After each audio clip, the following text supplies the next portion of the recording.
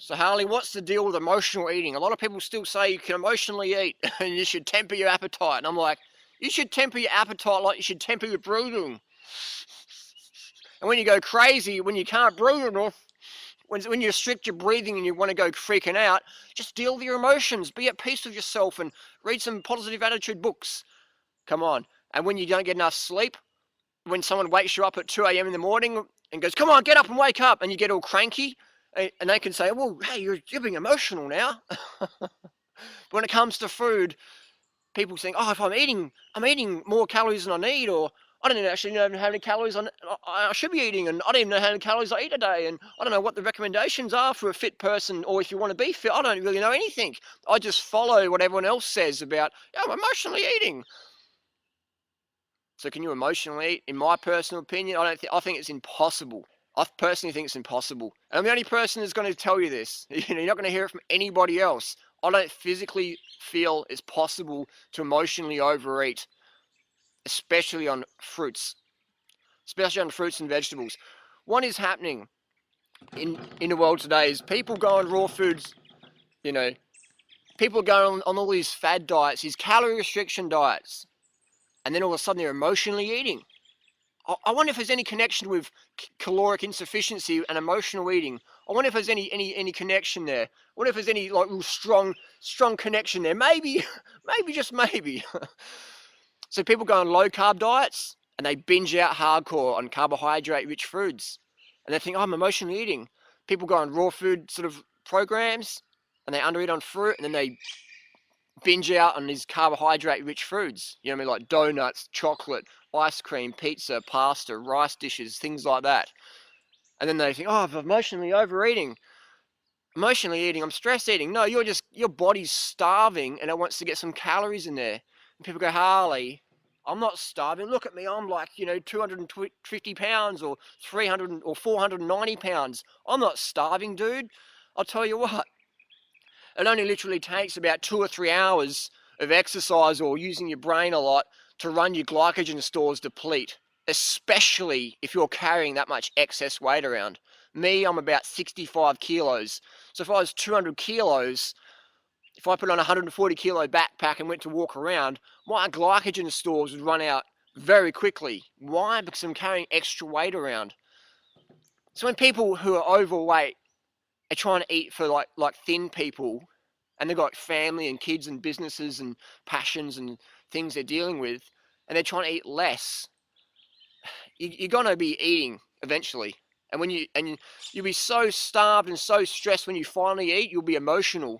And then you're eating at the same time and you think it's emotional eating. All it is you are hungry. Your body is starved of carbohydrates. It doesn't matter if it's rice or fruit or pasta or corn or barley or whatever. Your body's starved of carbohydrates. And when you starve your body of carbohydrates, you'll be eating them sooner or later, which is a good thing because your body's in survival mode. So how about we just stop getting to that stressed out position and eat a carbohydrate rich diet all the time, every day, every meal, carbs, carbs, carbs. Fruit's the best, obviously, most nutrient dense per calorie.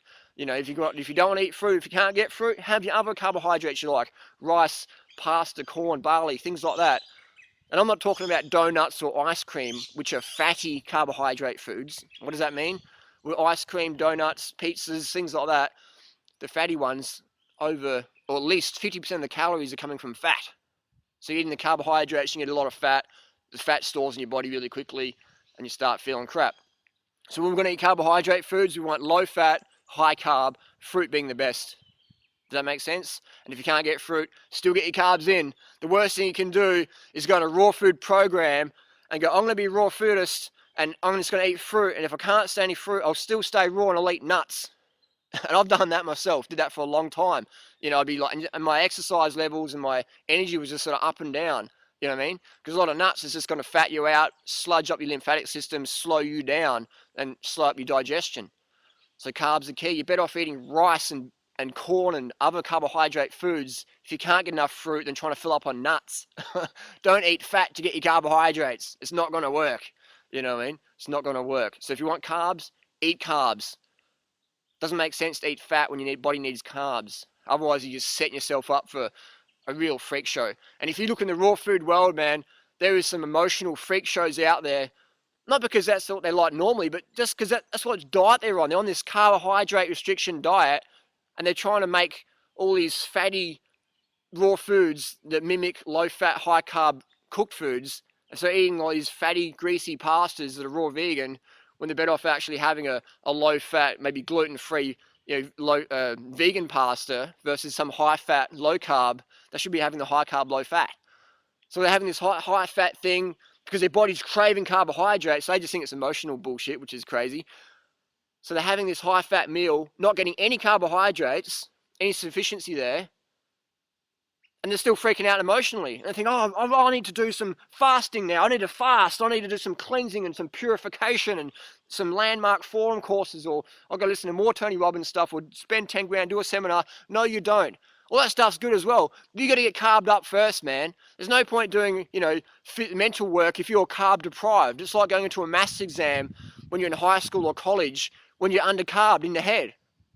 All your professors and teachers say, bring your glucose tablets or your candy bars or your fruit, or make sure you've got lots of carbohydrates so your brain can think.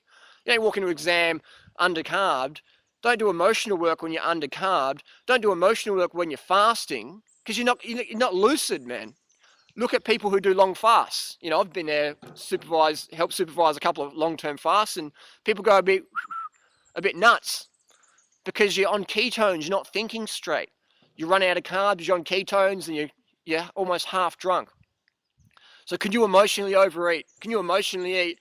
I 100% believe you cannot. All I'm seeing, and some people, oh, that's a big claim, mate. What are you basing that on? I'm basing that on, I've never seen it before. I've never seen someone get enough carbohydrates, at least 10 grams of carbs per kilo per day for, at least a few weeks. Get the sleep and get the water, so everything's working great. The body can absorb the carbohydrates, the glycogen stores are up. I've never seen someone do that and they have this emotional eating issue going on. Interesting, isn't it? You know what I mean? So my question is, why aren't people promoting this? I don't know. Why aren't people saying this? I don't know. That's a good question. I'm absolutely clueless. I think a lot of people would just condition at some level, even some raw food gurus out there, or health food teachers out there, condition at some level you can overeat. You know what I mean?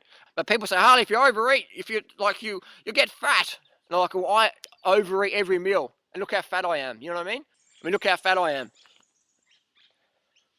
You know what I mean? It's like, look at all that fat. Look at all that fat dripping off me. And I've had this mentality for a long time now. I strongly believe you cannot overeat. You cannot stress eat. You were just hungry. When your glycogen's low, you get more stressed. When you haven't had enough water, you get more stressed. When you haven't had enough sleep, you get more stressed. So drink more water, get more sleep, and eat more carbohydrates. If you want to eat food, eat it. Just eat the best stuff. You know what I mean? When you're hungry, your standards drop, and then you eat shit you regret and go, oh, I'm emotionally eating. No, you were so hungry that you ate shit. You ate crap. So eat the best stuff. Fruit's number one. If you can't get enough fruit, whole food carbohydrate sources. Keep it vegan, keep it plant-based, low fat, high carb, low sodium.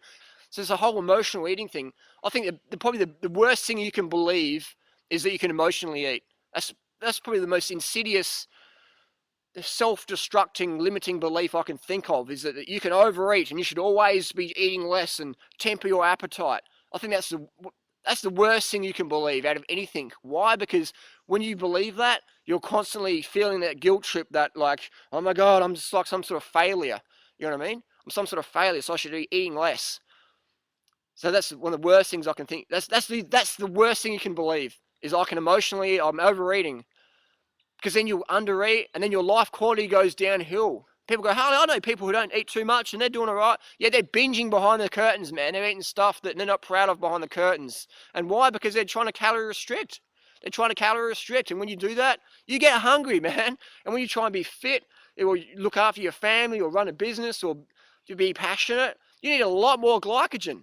If you're overweight and you're carrying that around all day, you need a lot more glycogen. And undereating, it's not going to serve you anything. If you're an athlete, you're going to be dependent on drugs and stimulants and constantly that yo-yo. I'll see so many athletes who they undereat and they just collapse out of their sport, and you never see them again. Or when you do see them, they're 50 kilos overweight or 50 pounds overweight, and they're just hating life.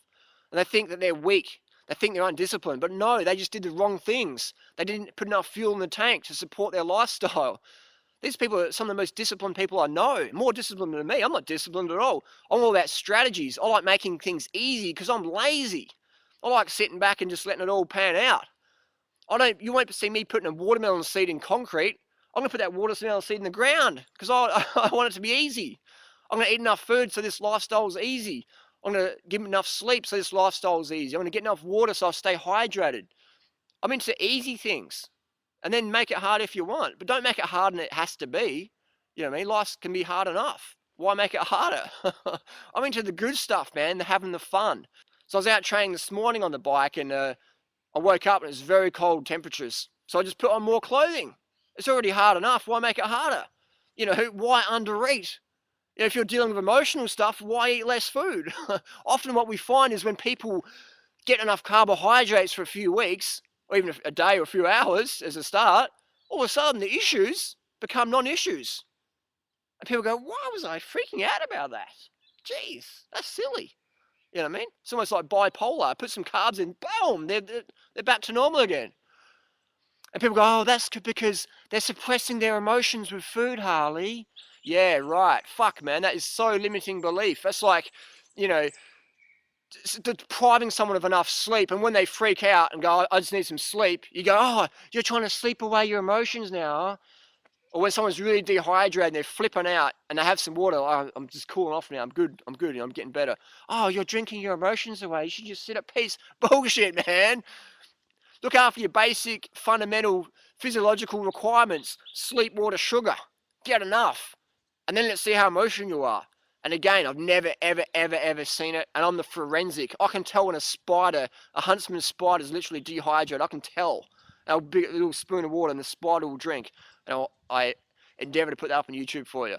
I'm the forensic. I look at the details and all of that objective advice, objective information, objective results. So I'm looking at the little minute details, and I've never, ever seen anyone in thousands of people I communicate with who emotionally eats. Ever seen it. Never seen it. All I'm seeing is people under-eating, under-sleeping, and under-hydrating. And when you under-eat, you can't sleep enough and you can't hydrate enough. So carb up. 10 grams of carbs per kilo per day as a minimum. And build it up. And never believe that you can emotionally eat or stress eat, because it's an absolute lie. It's the worst thing you can believe because it affects your total quality of life. So get that belief and just trash it. And you tell me how good you start to feel. And then you carry that on for a month, a week, 2 years, 5 years, 7 years down the track, and you will see some hardcore results. Because people go, oh, I'll do it for a day, and I've been doing this for 10 years, and I haven't changed much. It's like, man, in cycling, we say that you need at least 3 years before you're really critical of your ability. 3 years of consistent training with good people, smart training. 3 years of consistent training before you're critical of how you're performing. And I'll say that with eating as well. Do it for 3 years, consistent things in the right direction before you get critical. People write to me, Harley, I've been doing this for 2 months and I'm not too sure what's going on here. I don't know if this is right for me. I'm like, 2 months, man. You're expecting a lot in 2 months. 2 months is great. High fives, man. Good on you for starting. But 2 months, you know what I mean? A year, it's not much in the big scheme of things. It's not much. So keep chipping on and understand it takes time. But get your carbs in as much as you care for. Drink the water so you're pissing clear at least 10 times a day. And go to bed as early as you can and get up with the sun and start living your day. You know what I mean? That's the basics. And so people say, but Harley, but I emotionally ate. I did. I did. And I'm like, okay, how many calories did you eat that day? Oh, X, Y, Z. Okay, that was enough. How many calories did you eat the day before? Oh, not really enough. I got caught up and I had some stuff at work. And the day before that, I've been sort of under eating. I've just been so busy, or I couldn't get fruit from the market. There you go. It's not just one day. It's what you eat before, the week before as well. Even the month before, if you under eat, your body's going to play catch up eventually. People come off a cleanse or a fast, and then 2 weeks later, the metabolism's kicking up again. And the body's going, give me some food. And people are going, whoa, what's going on here? You know, what's going on here? They don't understand that their body's playing catch up. So your body will play catch up with you. If you've starved yourself for whatever reason, on purpose or by ignorance, just because you're distracted from eating, your body's going to play catch up. This body's going to play catch up 100% of the time. So when it plays catch up, you want to have the good foods in abundance as much as you can eat around you, so you don't reach for the junk and feel crap and look crap and perform crap. You know what I mean? And then there's the other group of people who go, You know, I emotionally eat all the time. Like, well, how many calories a day you get? How many grams of carbs you get a day? Oh, I don't count that stuff. I just go by feel. And I'm like, there you go. That's your problem. You go by feel. You go by your emotional bullshit feel. You go by your limiting beliefs that restrict you from living the life you can. You go by restricted beliefs that prevent you from being who you can be. And that's what you go by when you go by feel. You know what I mean? So it's going by feel is good if you're experienced down the track. But if you're experienced, but if you're following your limiting beliefs, that's what you're going to experience. So going by feel is very dangerous at the start.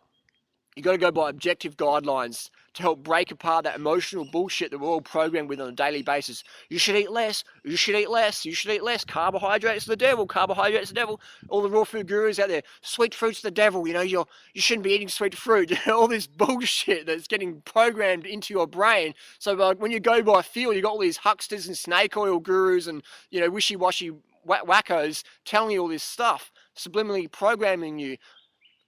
So when you follow that, you're going to go downhill. So going by feel can be very dangerous at the start. So go by objective guidelines. It's like on a compass. You know, you don't go into the desert and go, I'm just, my essence and intuition is saying go that way and the omen's over there. Whatever. Use a fucking compass so you know, okay, yep, that way's good. You know what I mean? That's where I've got to go. I want to go north. The compass is saying north. There we go. I need to get enough calories. Go to that direction. Okay, this is what we've got to do. Versus going by feel and being airy-fairy, flaky, wishy-washy, whatever. Go by objective guidelines, objective information. You know? And people say, oh, no. But when you pay these people for their programs, they're objective about how much money they've got to take from you. They're fucking objective. You know what I mean? They're objective about that. But when their guidelines they give you, I just go by feel and, you know, yes, you know, whatever. When you give them the money, they're like counting it. Boom, boom, boom. Yeah, that's enough. Oh, no, that's not enough. Give me some more. But when they're taking and giving advice to you, it's all subjective, wishy-washy, 100% guaranteed to fail. You might get some little results here and there and go, wow, look at this, and tell your friends about it and they get some clients, but it's guaranteed to fail. Emotional eating, impossible. Get enough calories. So don't just do it fucking better. Thanks for watching, and really think about this a lot and take action on it. Because you can think about stuff and know stuff, but if you don't take action, it's all for nothing. Thanks for watching.